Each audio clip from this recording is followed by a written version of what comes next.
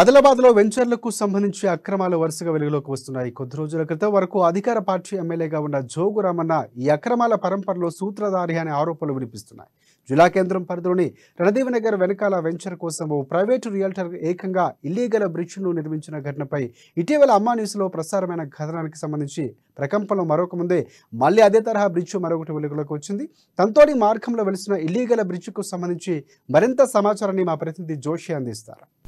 ఆదిలాబాదు జిల్లా కేంద్రంలో అక్రమ లేఅవుట్ల దందా యథేచ్ఛగా కొనసాగుతోంది. ఈ పరంపర ఇదివరకే అమ్మా న్యూస్ ఒకసారి బయటపెట్టినటువంటి సందర్భాన్ని గుర్తు చేస్తూనే మళ్ళీ అదే క్రమంలో అదే రియల్టర్ మళ్ళీ మరో చోట కూడా ఇటువంటి ఇల్లీగల్ బ్రిడ్జినే నిర్మించినటువంటి ఘటన మళ్ళీ అమ్మా న్యూస్కు చిక్కినటువంటి పరిస్థితి. ప్రస్తుతం మనం ఇక్కడ చూడవచ్చు.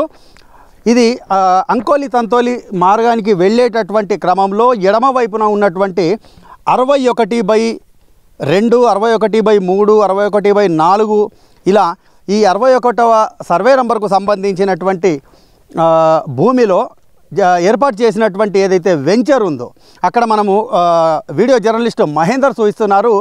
ఆ వెంచర్ పూర్తిగా ప్లాట్లు అమ్మకం పూర్తి కాకుండానే అక్కడ పూర్తిగా ప్రహరీ నిర్మించి ఉన్నటువంటి దృశ్యాలు మనకు కనిపిస్తున్నాయి. అయితే దానికి వెళ్ళేటటువంటి మార్గంలో దీనికి ఎటువంటి డిటిసిపి అనుమతులు కానీ ఇక ఇతరత్ర విషయాలేవి కూడా సక్రమంగా లేనటువంటి పరిస్థితుల్లోనే ఏకంగా ఇక్కడ ఉన్నటువంటి ఒక నాలా పైన మరో బ్రిడ్జ్ నిర్మించినటువంటి దృశ్యాలు మనకు కనిపిస్తున్నాయి. అయితే ఈ యొక్క నాలాకు సంబంధించి దానిపైన నిర్మించినటువంటి బ్రిడ్జిని చూడవచ్చు. అంటే పూర్తిగా ఇష్టారాజ్యంగా నిర్మించినటువంటి ఈ యొక్క బ్రిడ్జ్ కేవలం 3 పైపులు మాత్రమే దాని కింద ఏర్పాటు చేసి నీటి ప్రవాహాన్ని పూర్తిగా తట్టుకోనటువంటి పరిస్థితుల్లో నిర్మించినటువంటి ఈ యొక్క బ్రిడ్జిని మనం చూడవచ్చు. దీనికి సంబంధించి ఈ యొక్క రోడ్డు మార్గం కూడా ఇది ఇల్లీగల్ అనేటటువంటి విషయము దీనిపైన కొంతమంది స్థానికులు ఇదివరకే ప్రజా ఫిర్యాదుల విభాగంలో ఈరోజు జిల్లా కలెక్టర్కు విన్నవించడం జరిగింది. దీనికి సంబంధించి గతంలో మనం అమ్మా న్యూస్లో చూపించినటువంటి బ్రిడ్జ్కు సంబంధించినటువంటి తొలగించేటటువంటి చర్యలు ఇదివరకు ఎటువంటి అడుగు కూడా ముందుకు పడనటువంటి పరిస్థితి మళ్ళీ ఇక్కడ ఇది ఇంకొక ఘటనగా మనం చూడవచ్చు. అయితే వీళ్ళందరూ కూడా గతంలో ఇక్కడ ఎమ్మెల్యేగా వ్యవహరించినటువంటి జోగు రామన్నకు సంబంధించినటువంటి చాలా దగ్గరి వ్యక్తులుగా తెలుస్తోంది ఈ యొక్క రియల్టర్లందరూ కూడా. అంటే దీన్ని బట్టి మనం అర్థం చేసుకోవచ్చు, ఆదిలాబాదులో అధికార ముసుగులో ఒక ఎమ్మెల్యే స్థాయి ప్రజాప్రతినిధి తనకు దగ్గరి వారైనటువంటి వాళ్ళందరికీ కూడా ఇష్టారాజ్యంగా ఇతోధికంగా ఏ విధంగా సహకరించి ఇక్కడి భూముల విషయం కావచ్చు, ప్లాట్ల విషయం కావచ్చు, వాటిలో ఏ విధంగా నిబంధనలకు విరుద్ధంగా వాళ్లను యథేచ్ఛగా అనుమతించారు అనడానికి ఇది ఒక ప్రత్యక్ష ఉదాహరణగా నిలుస్తున్నటువంటి పరిస్థితి. దీనికి సంబంధించి కొంతమంది ఇక్కడ స్థానికులు ఉన్నారు. అలాగే కలెక్టర్కు ఫిర్యాదు చేసినటువంటి రోహిత్ షిండే అనేటటువంటి యువకున్నాడు. ఆయన అడిగి తెలుసుకుందాం. సార్ చెప్పండి, ఈ యొక్క దీనికి సంబంధించినటువంటి విషయం ఏంటి? మీరు జిల్లా కలెక్టర్కు చేసినటువంటి ఫిర్యాదులో పొందుపరిచినటువంటి విషయాలేంటి? నా పేరు రోహిత్ షిండే. ఇది ఏదైతే బ్రిడ్జ్ ఉందో ఇల్లీగల్, దీనికి ఎన్ఓసి పర్మిషన్ ఏ పర్మిషన్లు కూడా లేవు.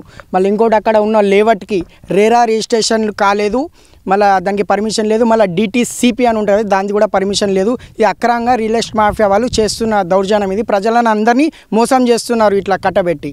ఇది మొత్తం ఇల్లీగల్. ఇది ఇప్పుడు ఎన్ని ఎకరాలు ఉంది, దీంట్లో ఎన్ని ప్లాట్లు ఉంటాయి, ఎంత ఏవైనా అమ్మకాలు జరిగాయా, జరిగితే ఇప్పుడు ప్రస్తుతం ఏదైనా చర్యలు తీసుకుంటే వాళ్ళకు సంబంధించి జరిగే నష్టం ఏంటి, ఎంతవరకు ఉంటుంది? ఇది 13 ఎకర్ల చిల్లర ఉంటుంది. ఇది ఇక 200 చిల్లర ఫ్లాట్లు ఉన్నాయి. దీంట్లో 100 చిల్లర్లు ఏదో అమ్మేశారు.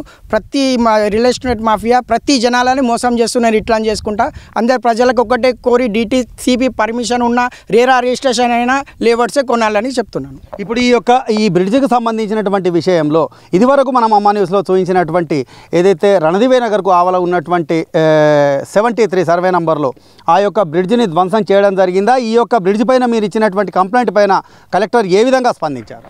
కలెక్టర్ గారు ఏం లేదు, అది ఎంఆర్ఓకి రాస్తున్నారు. ఈరోజు మున్సిపాలిటీ కమిషనర్కి రాశారు. ఏది చర్యలు తీసుకుంటారు, అది కూడా ఎట్లున్నది అట్లానే ఉన్నది.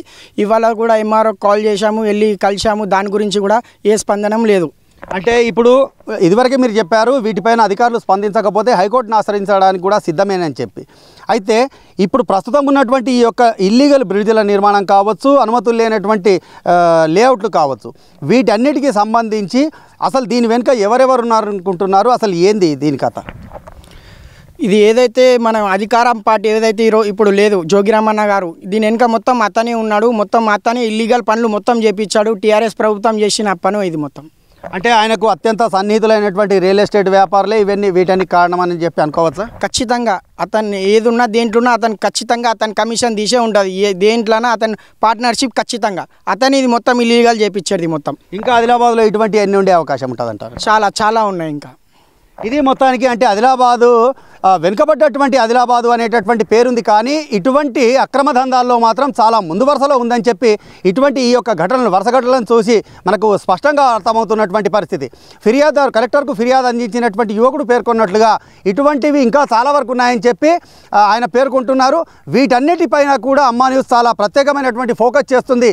గత ప్రభుత్వంలో అధికార పార్టీ ముసుగులో మాజీ ఎమ్మెల్యే జోగురామన్ చేసినటువంటి ఇటువంటి తన అనుయాయులకు సంబంధించి చేసినటువంటి ఆయన అనుసరించినటువంటి ఈ అక్రమ దందాలన్నీ కూడా వెలుగులోకి తీసుకురావడంలో అమ్మా న్యూస్ ఎప్పుడు కూడా ముందు వరుసలో ఉంటుంది.